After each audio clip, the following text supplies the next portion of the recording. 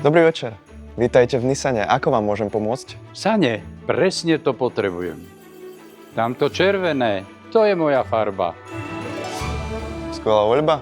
Nissan Qashqai s novým pohonom e-Power. Má nízku spotrebu, dojazd viac ako 1000 km a až 190 koní. Koní? Ja som bol zvyknutý na soby. Nevadí.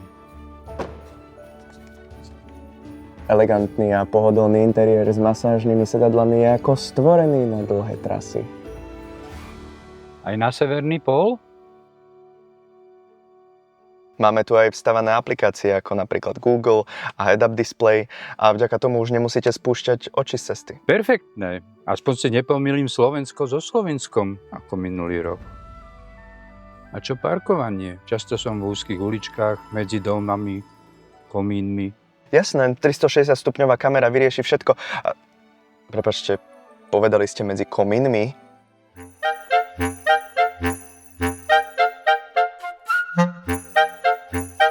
Vravíte 504 litrov? No ale po sklopení zadných sedadiel až 1593. A zmestí sa mi tam aj vrece? Cementu. Ak si to niekto želá, aj cement. A nie je veľmi hlučné? Pocit z jazdy ako na elektrickom aute, ale bez nabíjania. To je kúzlo e-Power. Kúzla mám rád a ticho ešte viac. Keď v noci zastavím na streche, aby ma nepočuli.